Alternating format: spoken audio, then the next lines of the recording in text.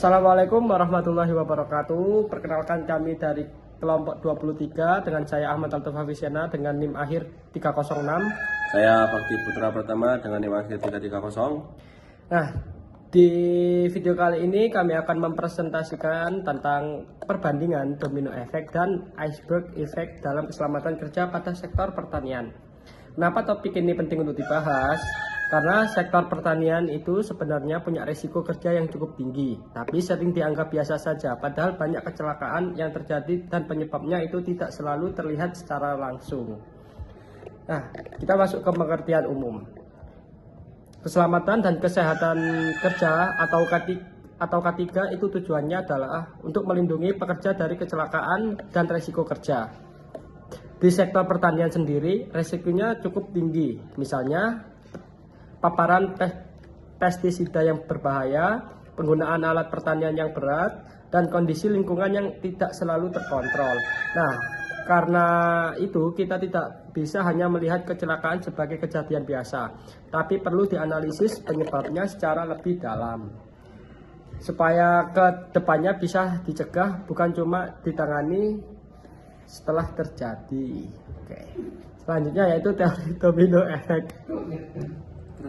Selanjutnya kita masuk ke teori pertama, yaitu domino effect.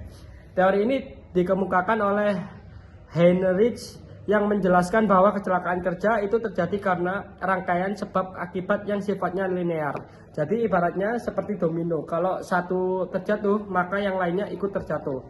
Urutannya biasanya faktor lingkungan, kelalaian manusia, tindakan berbahaya, lalu terjadi kecelakaan. Menurut Moyo et al. 2023, kecelakaan bisa dicegah kalau kita menghilangkan salah satu penyebab utama dari rantai tersebut.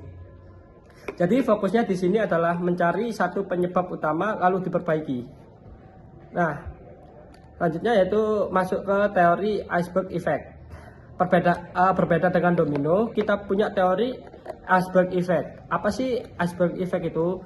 Nah, iceberg effect adalah teori yang menggambarkan bahwa kecelakaan itu seperti gunung es yang terlihat di permukaan itu cuma sedikit dan yang di bawahnya itu banyak. Misalnya kecelakaan, cedera, tapi sebenarnya penyebab utamanya ada di bawah permukaannya, seperti perilaku manusia, sistem kerja yang lemah, budaya keselamatan, bahkan faktor ekonomi. Menurut penelitian Human Factors 2024, faktor-faktor tersembunyi ini justru punya pengaruh besar terhadap terjadinya kecelakaan. Jadi pendekatannya lebih ke sistem, bukan cuma kejadian. Yaitu kita masuk ke case study. Nah,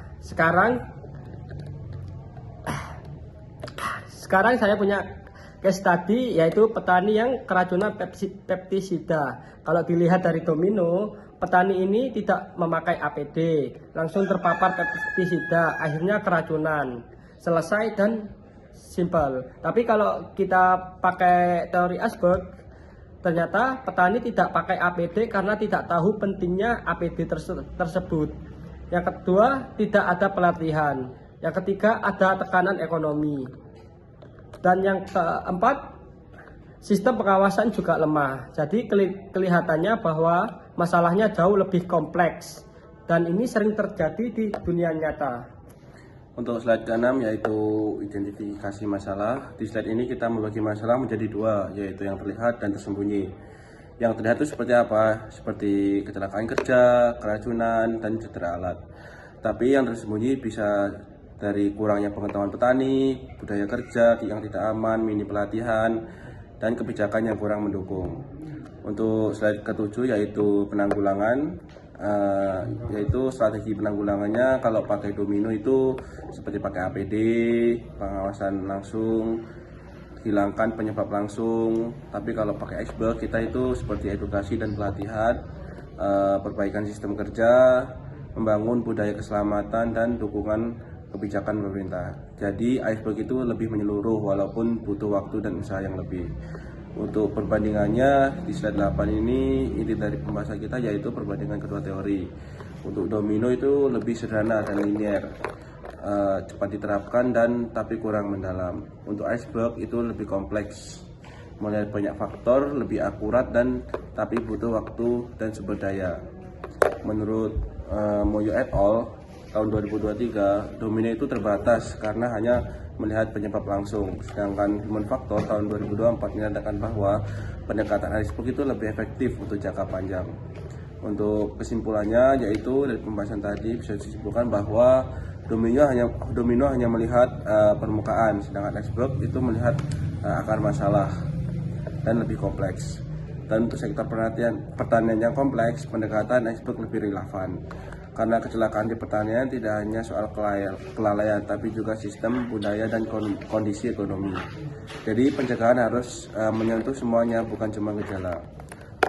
Sebagai penutup, kita simpulkan bahwa memahami penyebab kecelakaan secara mendalam sangat penting untuk menciptakan lingkungan kerja yang nyaman. Dengan adanya pendekatan yang tepat, kita bisa mencegah kecelakaan, bukan hanya menanganinya. Sekian, terima kasih. Wassalamualaikum warahmatullahi wabarakatuh.